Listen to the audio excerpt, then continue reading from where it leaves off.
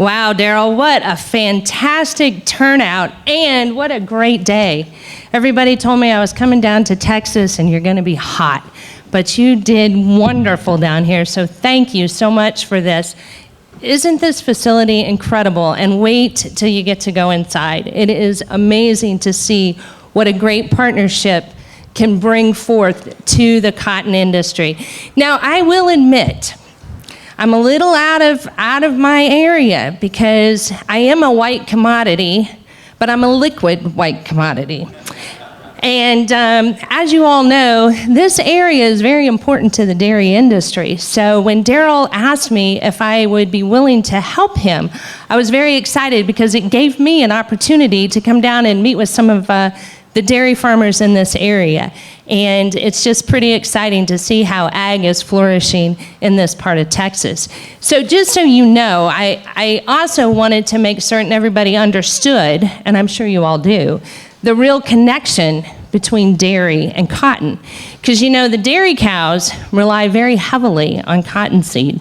And I looked up the statistic, and I didn't realize it was quite this much, but I knew cottonseed was just a super feed for our dairy cows. And did you all realize that 50% of the annual supply of whole cottonseed is consumed by dairy cows? So see, Daryl, we have a very tight connection. Aside from our many years together, and we're not going to share any of those stories. But Lubbock is the leading area for cotton production here in Texas. This area in the Panhandle is also the leading area for dairy production. So again, very close connections. And I loved it when I came into the airport and it said, "Welcome to Cotton Country." Y'all might have to say, kind of change that to say, "Welcome to Cotton and Dairy Country" here pretty soon.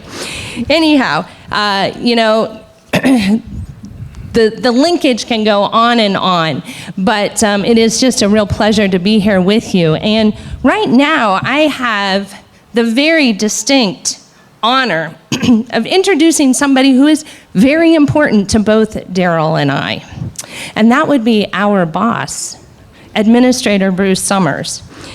Now, Bruce began his career in the fruit and vegetable program at USDA, and he spent many years there. I promised not to tell you how long, but he's been there as long as Daryl and I, and based on Daryl's introduction, that's a really long time.